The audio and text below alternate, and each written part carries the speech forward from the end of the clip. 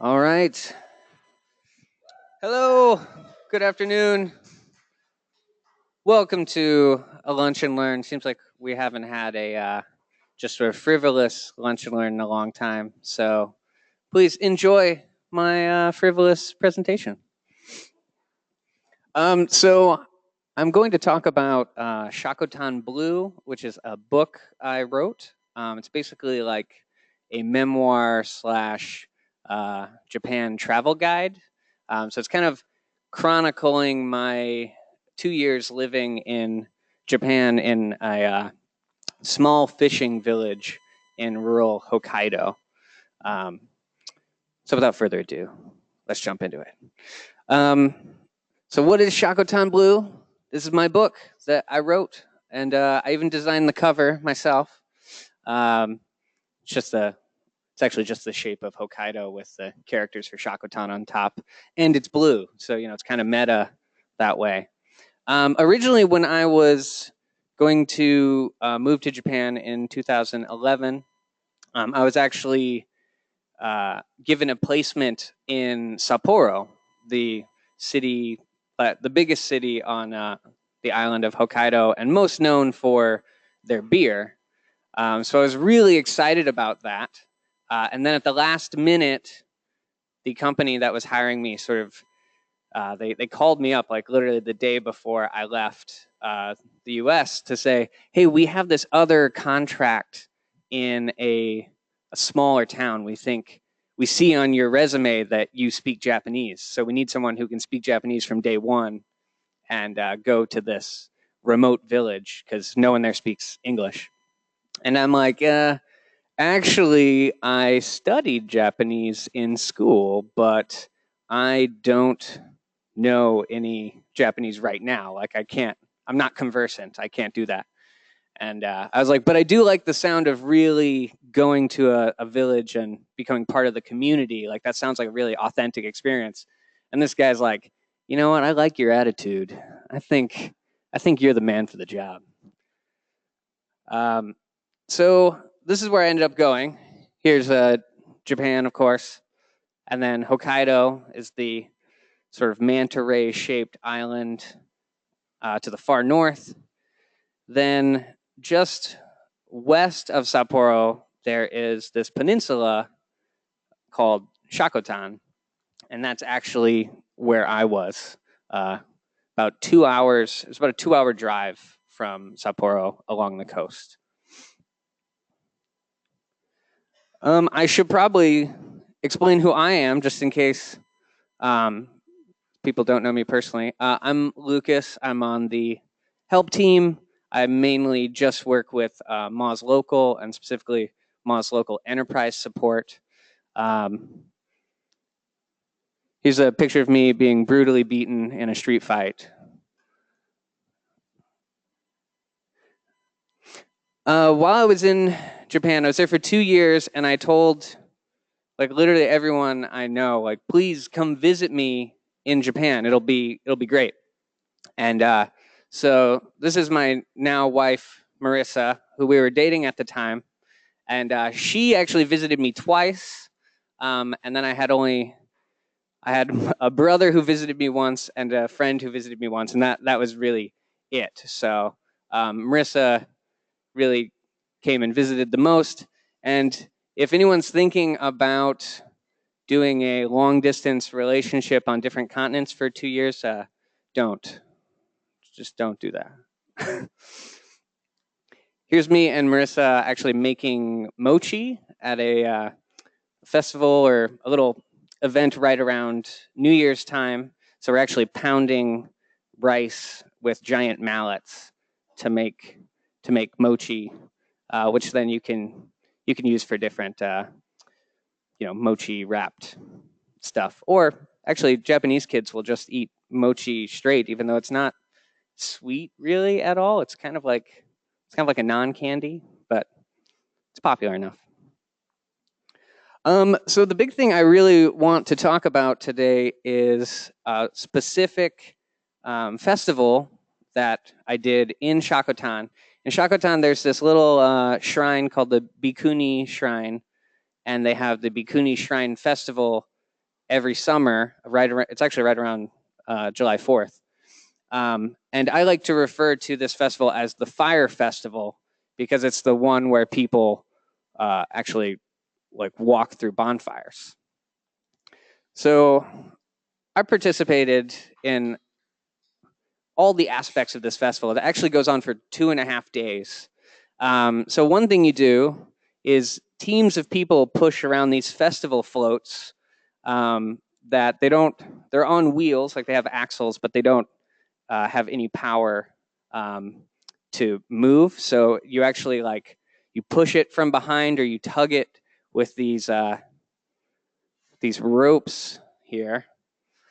And yeah, basically during the day, there's a couple teams pushing around these big dashi floats all day, and then you'll stop at specific locations, and everyone will dance, and and the people, the townspeople, will come out of their houses and they'll give you alcohol, they'll give you cases of beer or sake, and it's supposed to be an offering for the kami, the spirit of the shrine.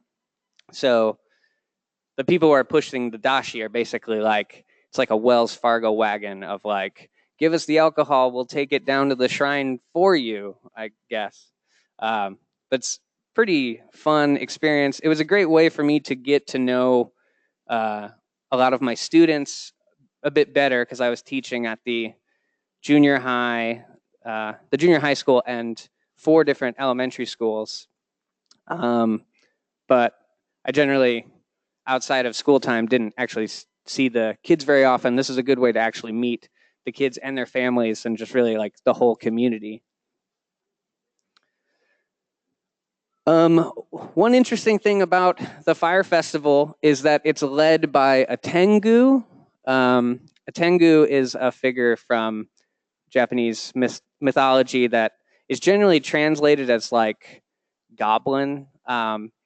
It's a little more complicated than that. The idea was that there were some type of creatures that descended from the sky. So they generally will have a really long nose. In some instances, it's actually like a bird beak.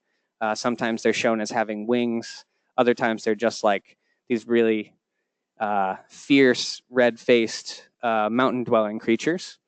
And in this festival, someone dresses up as the tengu and they lead the parade through town that I was mentioning before with all the dancing and alcohol. So it's a very prestigious role for whoever gets to play it. And besides the dashi, some people actually carry these sort of portable Shinto shrines called mikoshi. So what mikoshi is, it's like a palanquin-style portable shrine. It's usually, they really vary wildly in size and overall sort of design and construction, but normally the center of it will have something that looks like a main shrine hall. So kind of like a little miniature building, a school for ants, if you will. And then there's a team of people that shoulder the burden of carrying the mikoshi around. Like I said, there's a variety of sizes, and if you have a really big one, it requires 16 to 20 people. If you have a smaller one, you could probably move it around with maybe just 2 people even. And then this is one actually from this is one of my photos from the festival in Shakotan. So this one takes a few different people each shouldering the burden with those cross beams. Okay, so the reason that the mikoshi, I wanted to sort of introduce them to you so you know some of what I'm talking about, is the mikoshi are what people would, as a team, get on their shoulders and then run through a bonfire with. And this is a ritual. I think it's supposed to be a purifying ritual. It's only done in 2 villages in Japan, Shakotan, which I was living in, and the neighboring Furubira, which is maybe just 5 minutes away So it's a very particular festival just to this specific part of Japan. But this part of this ritual, this part of the festival is done in the evenings on sort of like the night feature of the festival, I guess. And it's actually quite dangerous. Someone really gets burned every year, like literally. What they do is they use wood shavings, really thinly shaved strips of wood, to put in a little pile and very quickly whip up a big bonfire. This can get really big really quick, and then they'll usually have two different piles, so you have two fires that the team will run through in one pass. Normally, the Mikoshi will do 5 passes, so run through, then back, then through, then back, then finally through again, and then set it to rest right in front of the shrine's main hall. So it involves going through bonfires like 5 times. It's really important when people are participating in this ritual that they cover, well, they advise you to cover like everything. You don't want any hair exposed. There's some guys who are pretty badass who go out and like they'll wear like a headband and like short sleeves, and it's like I don't even know what they're thinking. That's insane. But I was given 2 towels, and one was to put across my face, kind of ninja style, and then another one to put over my head. And they said, "Oh, you need to pull that down lower. It needs to cover your eyebrows, because people lose their eyebrows every year. They don't pull it down far enough, and their eyebrows gets burned right off." So I participated in this myself. The 2 years I was there. I'm pretty sure I'm actually the only foreigner to participate in this, because the guy who replaced me as the teacher in Shakotan had no interest in running through bonfires. I think maybe there's a little bit more sensible. But yeah, one thing I remember doing this is one, I only had a single pair of like casual sneakers that were like my outdoor shoes, and those were gone. I had to replace those right away. And also, my the tips of my eyelashes in some cases had like singed together, like they were like fused, which was really weird. Actually, just the heat. They give you these white cotton outfits to wear, and just the heat, like sort of billowing up through like my pant leg. I think like I had no hair on like my shins following doing this 2 nights in a row. But luckily, I didn't actually get burned either time.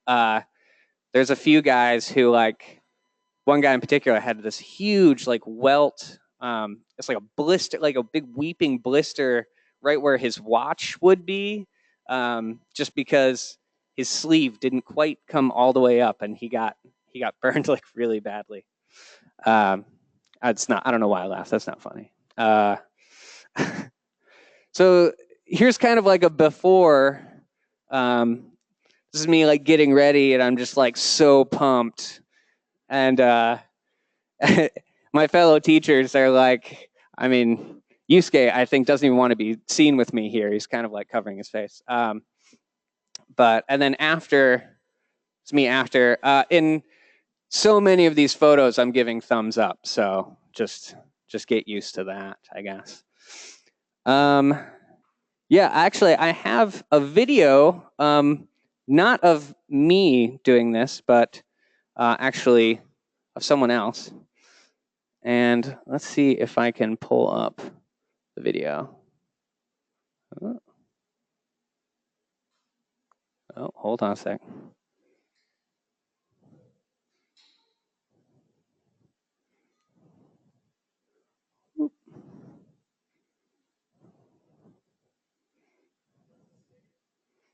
Yeah, good call. There we go.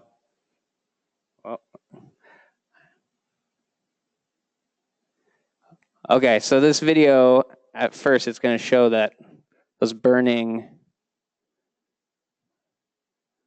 I think that was an accident. They have the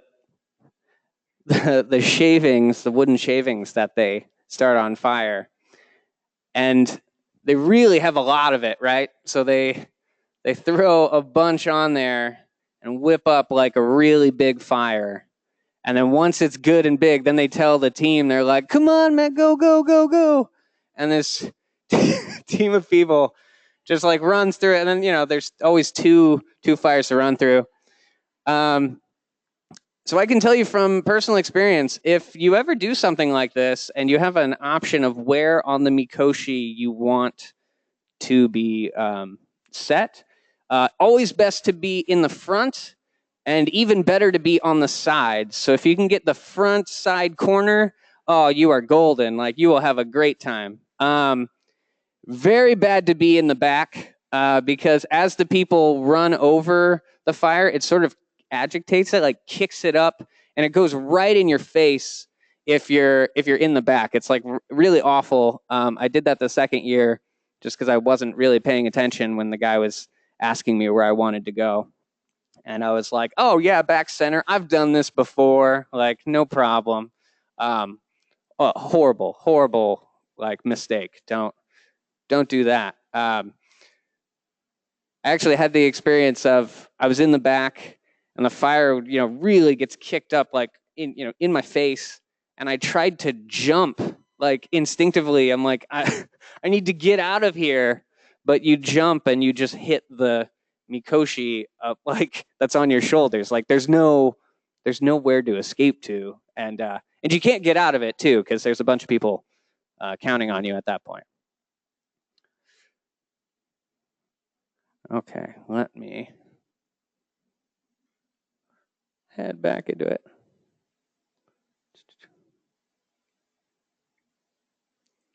So it was really the experience of participating in the firewalking in this festival and other just very specific cultural experiences I had in Shakotan that were so unique that I was like, I really have to write this book because on the one hand, everything was very relatable that I was doing. On the other hand, some of it was very unusual. That video I just showed, if you look on the comments section, there's just when I saw this posted, I was like, cool, firewalking is nostalgic. Hashtag Shakotan Blue, buy my book. And the guy who posted it responded, and he's like, Lucas Kelleher, are you Lucas Sensei? And I'm like, yes, that's right. I was Shakotan's Lucas Sensei. And he's like, Lucas Kelleher-sama, I went to Yobetsu Elementary School, which was like magical. So I guess one of my students now is like throwing videos on YouTube. Yeah, so that happened. I guess talking more about Shakotan as a town, it's really known for this like incredibly clear blue water, and it's kind of a summertime destination. In Japan, Hokkaido is really known for their seafood, and then within Hokkaido, Shakotan is really known for their uni, their sea urchin. So a big touristy time is right around June, really June, July, and August. But when sea urchin season hits, then people like to go out to the sleepy village and get some sea urchin. So here are a few shots of this is near Kamui Misaki, which is Cape Kamui. It's really the tip of the peninsula, really beautiful. Some more shots of like the water and such. Here's me and my brother. He actually came and visited. That was nice. He had a delivery flight for Boeing going to Tokyo because he works for Boeing, and then he's like, oh, I think I might just take a little trip up to Hokkaido real quick. So he's literally literally in Hokkaido for 3 days and then gone. really happy that he came and visited. Here's just a random tree in the middle of town. Oh, and the water in Shakotan is so blue, I should mention, that the locals actually refer to it as Shakotan Blue. Like they use like the English word blue, a term that I just completely ripped off and plagiarized for my book title. So Shakotan actually is an old Ainu word that means summer village, sort of indicating that the original people who inhabited the area around Shakotan knew that it was a good place in the summer and that maybe not so great of a place to be in the winter, or maybe just like a little bit harsh, because Hokkaido is really known for their incredibly snowy winters. The snow is really heavy. It starts snowing in November. My first year there, I think it was November 8th, it started snowing. And then it snowed at least a little bit, like every day until like April. So it's pretty heavy and it's consistent. All the roofs and stuff get like a really nice blanket of snow over the top. But there's actually so much snow that people have like personal like front end loaders, like bulldozers, and they'll load up big dump trucks full of snow and drive it out of town. And like all the little villages in Hokkaido do this because there's just too much snow and like not enough places to put it. They also generally in Hokkaido shovel snow on the sidewalks. They also shovel snow on the rooftop. Apparently, if you don't shovel the snow off your roof, it'll eventually like cave in. And they've come up with really novel like heated rooftops and other stuff that sort of wealthier people can use. But like the default way to get through the winter is to actually get up on your roof and shovel the snow off. Even growing up in the Midwest, I had never seen that before. Is pretty interesting. So this was the first year I was there. They were shoveling the snow off. The second year, this is the same building from the ground. They didn't shovel the snow, and what happened is there's these like wooden cross beams that are up there so people can get up and shovel, and the snow basically took those down as the snow just like avalanched off. And you can't really show it here, but the apartment there, the lower level, it just like tore through the wall. And so somebody came home from work one day and found their apartment filled with snow. So pretty important to shovel the snow off the rooftops in Hokkaido. Also, snow just like cascading off rooftops can be kind of dangerous. Every winter, somebody kind of disappears. And then they find them in springtime. But it's basically like, they got hit with a big avalanche of snow. I didn't see any that happened to anybody, but I heard it happens quite frequently. And this is a shot of Mount Yotei. Mount Yotei is kind of considered, they call it like the Eizo Fuji, or the Mount Fuji of Hokkaido. Really beautiful. I don't know who these two people are here, but it's almost like they posed for my photo. It's so great. Like, kudos to them. This was my little Suzuki Wagon R car that I drove. It's called a K car, or K-Jidosha. It's lightweight and fuel efficient and gets taxed at a better rate, I guess, than other cars. So that's why car manufacturers specifically make the K-car versions. This thing handled amazingly well on the snow, considering it's just like a lightweight cube, like driving around. It was just fantastic. Like I kind of missed that car actually. But every morning, this is kind of what I would wake up to, is some level of I need to take a bunch of snow off the top of my car. Here's me in Jigoku Dani. That's Hell Valley. It's a place with sort of like geothermic geysers and hot springs.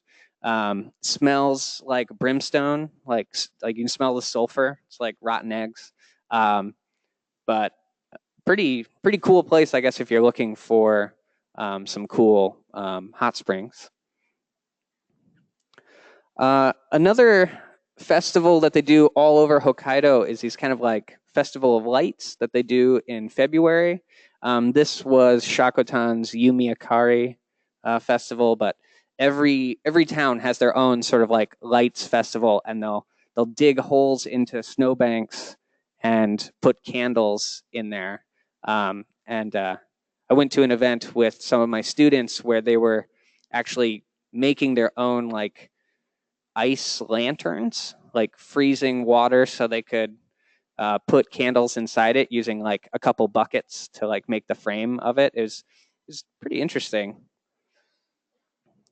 Another big thing with the snow in Sapporo specifically, every February there they have the Sapporo Snow Festival, and it's 1 week long. It is absolutely insane popular for like tourists. Like all of a sudden, it seems like everyone walking around Sapporo is like Russian for like 1 week, because people really come in to see these amazing snow sculptures. In some cases, you know, they're like 3 stories high, and they're just carved out of blocks of big blocks of snow.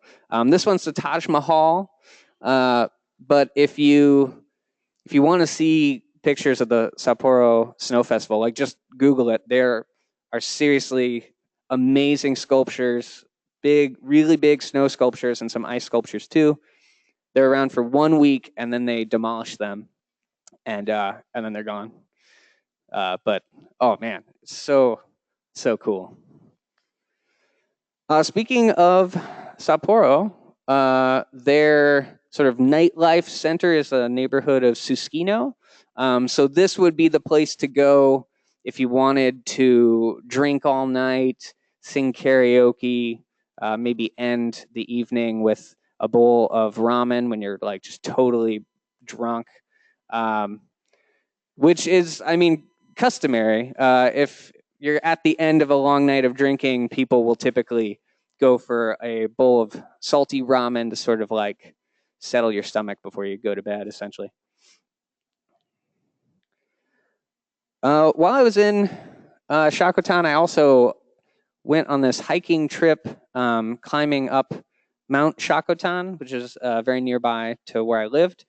I learned a valuable lesson when someone invites you on a 4-hour hike. You need to clarify, is that 4 hours both ways? Or is that, well, as it turns out, it was 4 hours up. So coming down was another 4 hours, and I was wearing my friend's like teenage son's boots, because I didn't have proper boots. So I was wearing these little boots that were just like cutting into my feet for 4 hours, and then 4 hours again. And it was actually, I mean, it was crazy, but it was totally worth it. And if you do go for a hike anywhere in like the woods in Japan or in the mountains, you really need a lot of like bug repellent, like for real. No joke. In fact, one of the guy who actually organized the hiking trip, he had essentially like a beekeeper's hat. Like, and I was like, wait a second, do I need one of those? He's like, no, just cover your neck. You'll be fine. You're fine. Here's another photo of me giving thumbs up. I also participated in some yosakoi dancing with the rest of the town, the community in Shakotan. In Sapporo, they have a yosakoi soran matsuri, so Yosakoi Soran festival. It's like everyone's all doing versions of this specific like sea shanty, and they're all dancing in the Yosakoi style. So there's like matching costumes, and the younger groups will have like big flags that they wear, and they maybe have like really acrobatic moves or something. The Shakotan team had the greatest variance of age. Like we had some dancers as young as like 3, and then we had some as old as like 86. So like most of the Yosakoi teams were like college students, like representing their school, and like our rural village comes in, and we're like, we just brought the whole village. Like we don't have fancy moves. Like it's a little more laid back. This is a photo of a ritual called Atsukan, which I also did a little bit of the Yosakoi dancing with the Shakotan group down south in Shikoku. And in Shikoku, they have this ritual called Atsukan, which is basically like, it's communal drinking, but you have a single like small cup, and usually they'll hand you the cup, and then they'll pour for you, and then you drink it, and then you basically like trade roles and like hand them the cup and you pour for them and they drink it. And it's like hot sake. And this is in like a warmer part of Japan. I'm not really sure why it's such a popular thing, but it's what they do in that part of in Kochi Prefecture in Shikoku. This is actually a view of Kamui Misaki from a distance. This is the point over here of the peninsula. This is actually a view from the playground of one of the elementary schools that I taught at. Here's a shot of me giving thumbs up again with one of the teachers from that school. We ran like a 15K in the neighboring town. And then here is a shot of the students from that school doing taiko, which was really awesome, actually. They were great taiko drummers. Pictured here is the entire student body of this elementary school. They only had 9 students total. One of the other elementary schools I taught at had only 5 students. So it really had this like feeling of just like a little country schoolhouse out, in the boonies. Shakotan actually didn't even have a high school because the town wasn't big enough. I think the whole population of the entire peninsula was 2,400 people. So students from the Shakotan area, once they got past junior high, would either bus it a half hour over to Yoichi, or if they went to a fancy school, they'd actually like go to Sapporo, which was 2 hours away. So I hope they had some type of accommodations there. I'm not sure. I also traveled around Japan a little bit while I was there. So this is Harajuku in Tokyo. It was raining, so there's lots of umbrellas out. This is a view of the Tokyo Skytree Tower, which wasn't open yet. This beautiful vista is actually from the men's room at the Mandarin Hotel. I highly recommend going to the fanciest hotels in Tokyo you can find, taking the elevator up to their lobby because it's normally on like the 40th floor or something, and just using the bathroom and leaving. Because it's an experience. It's so nice. Like me and my buddy, who he used to live in Tokyo, he now moved back to Nagano. He introduced this idea to me when we went to the Park Hyatt, the hotel from Lost in Translation. And I was like, what are we going to, it's not really a tourist destination. What are we going to do? He's like, oh, we're just going to go in, use the bathroom and leave. And I'm like, oh, okay.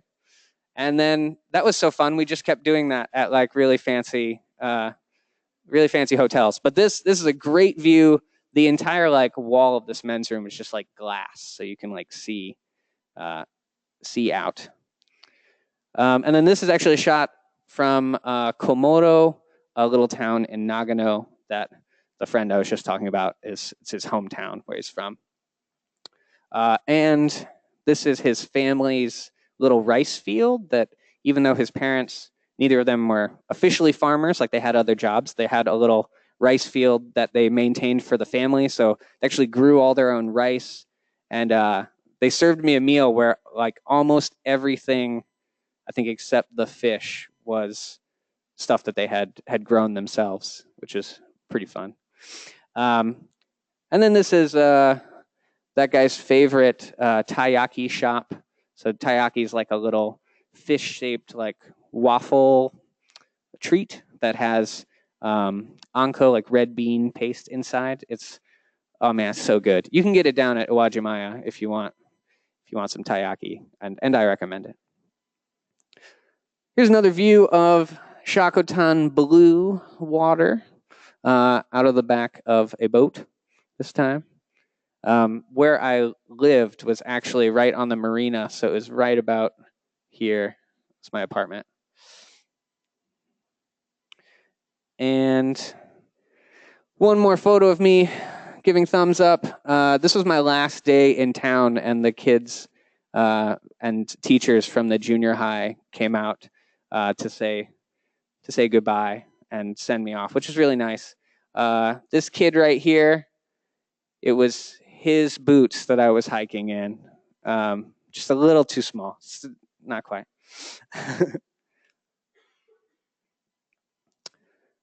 and that's about it.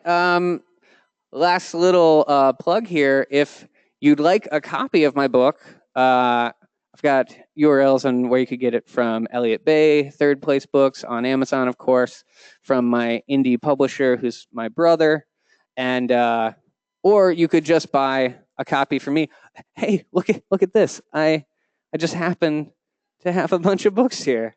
If you're interested, no pressure, but I have books. You can get them. And yeah, any questions?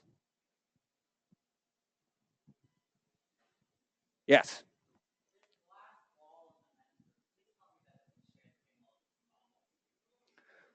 No, it doesn't. Yeah. So the glass wall in the men's room of the Mandarin Hotel in Tokyo, it doesn't. No, it doesn't share.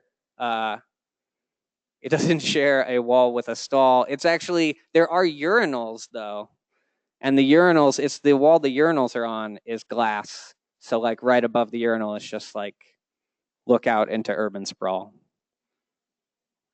Yes.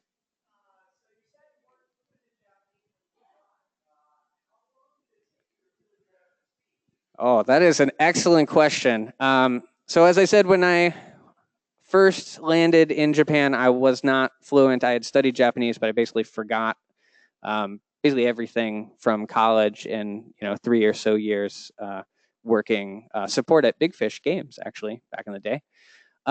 It took me, I don't know, it's hard to say like how long it took me to really get conversant because it's, to sort of survive in that situation, it's kind of like a fake it till you make it sort of situation. So I started out with any sentences I could construct. If I couldn't think of a word in Japanese, or if I just didn't know the vocabulary for whatever subject we were talking about, I would literally just insert English word into an overall like Japanese sentence. One of the things I learned really quick was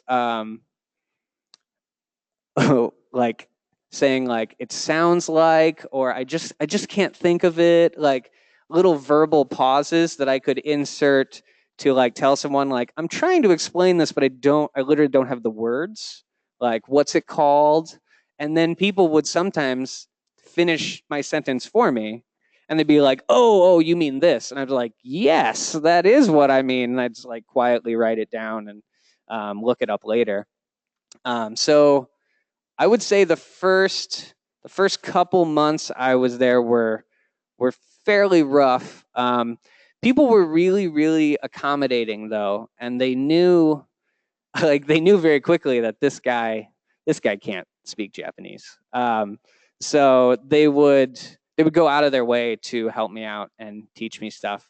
I would say within 6 months or so, I was getting by in very basic conversations, and then by the time I left, I felt very comfortable. Like I'd strike up conversations in Japanese, like on the airplane, like on the way back, and just be talking to people, like ask them about their family and stuff. And it was very rewarding actually to make that kind of progress. Then once I got back here, it's really kind of like a muscle. Like you have to work at it constantly. And I think most of what I learned has since evaporated. So for me to get back to that level of conversational Japanese, I'd basically need to throw myself into conversation and do the same sort of like fake it till you make it to ramp back up. And I also don't feel like, I feel like the best way to do that is in Japan. So it's really hard to get that little level of immersion in the States, unfortunately. In any other? Yes. Yes, I did. Question is, did I experience any reverse culture shock coming back? I totally did.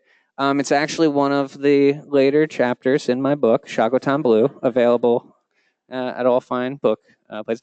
But yeah, it was actually the weirdest thing too, because I spent so much time really focusing on what someone was saying to me directly, and it took some measure of effort for me to like comprehend what was being said to me, and that was like every day for most of 2 years. And then I come back to the States, and I get off the plane, and I think in Chicago was the airport where I landed initially, and I'm walking around, and I felt like Professor Charles Xavier, like discovering his mutant powers. All of a sudden, I can hear, and I can't not hear every conversation around me. Like I know, like this person's like complaining about the service from the airline, and this one's saying that like her son's really stupid and he wrecked the car or something, and I'm like eavesdropping on all these people's conversations that I'm not a part of, but I couldn't shut it out. I had no filter. That was really weird. Besides that, just little cultural things like gestures, especially when I first met up with Marissa, my wife Marissa's uncle, who doesn't like me, and I ran into him, and I think I was kind of nervous because I hadn't seen him in like 2 years, and he's like really conservative, and I'm like really the opposite, and it's like we just never got along, and I was like doing little mini bows. I was like, oh, Uncle Joe, it's good to see you. It's good to see you. And he's just like, why are you bowing? What the hell is wrong with you? Um, and yeah, and that just like stuck with me for a while. Like it took me a while to not bow. Like now I try to be cool about it. Like someone's like, hey, and instead of like a full bow, I'm like head nod. Like just like that's actually like a carryover from Japan, is I do like a little head nod now. If somebody offers me something and I'm like, no, thank you, I always go like this, because that's the Japanese gesture. It's like, no, thank you. Like I do that every time. I'll probably do that forever, I guess. But yeah, there definitely was real reverse culture shock coming back for sure. Any other questions?